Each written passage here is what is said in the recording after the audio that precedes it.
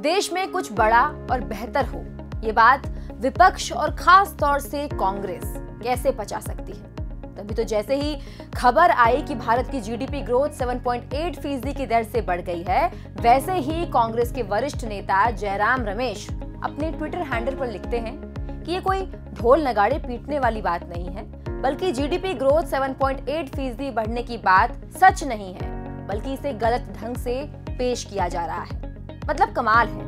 वो पार्टी जो देश को बदनाम करने वाले विदेशी संगठनों पर भरोसा करती है, उससे अपने देश की तरक्की आखिर कैसे देखी जा सकती है। ये है कुछ बड़ी वजह जिसे पता चलता है कि जयराम रमेश के दावे पूरी तरह से खोखले हैं। देश की जीडीपी ग्रोथ के बढ़ते आंकड़े कोई शेखी बघारने के लिए नहीं है, बल्कि अर्थव्यवस्था के मूल्य स्तर में वास्तविक परिवर्तनों को दर्शाती है। इसे मापने की कार्यप्रणाली में कोई बदलाव नहीं हुआ है।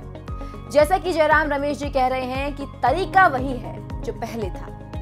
आयात में हो रही वृद्धि भारतीय बाजार के संपन्न होने का संकेत देती है, लेकिन इसके साथ ही वैश्विक अर्थव्यवस्था अच्छी स्थिति में नहीं है। यही कारण है कि निर्यात गिर रहा है और ये एक वैश्विक घटना है जिसमें भारत इकलौता नहीं है, बल्कि पूरी दुनिया इसे झेल रही है। वहीं MOSPI की प्रेस रिलीज में ये पता चलता है कि देश में खपत संकेतक PFCE में साल दर साल 6% की वृद्धि हुई है और अन्य उच्च आवृत्ति संकेतक जैसे यात्री वाहन की बिक्री में 10.8% की वृद्धि हुई है, कोयला उत्पादन 8.7% बढ़ा है, इस्पात उत्पादन 10.8% बढ़ा है, सीमेंट उत्पादन 12.2% बढ़ा है।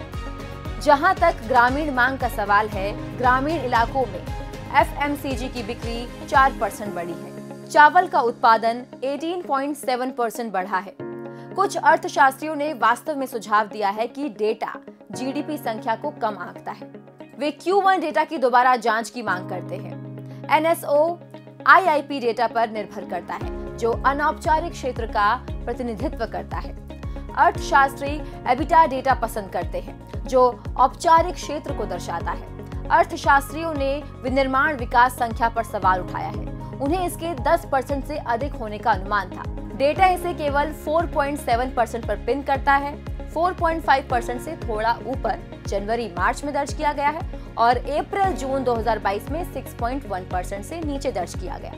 विनिर्माण संख्याओं पर एक बार नजर डालने से सकल घरेलू उत्पाद की वृद्धि का आंकड़ा 8% से काफी ऊपर हो सकता है। इस तरह से तो जयराम रमेश जी की कही एक बात भी सही साबित नहीं होती। तो फिर क्यों वो देश की अर्थव्यवस्था के विषय में लोगों के अंदर भ्रम पैदा कर रहे हैं? जबकि सच तो ये है कि जब पूरा विश्व धीमी आर्थिक मंदी की मार झेल रहा है, ऐसे में भारत आज दुनिया की सबसे तेजी से बढ़ती प्रमुख अर्थव्यवस्थाओं में से एक है, जिसके पीछे कठिन समय में भारत का लचीलापन और मोदी सरकार का कुशल आर्थिक प्रबंधन प्रमुख रूप से सकारात्मक साबित हुआ है।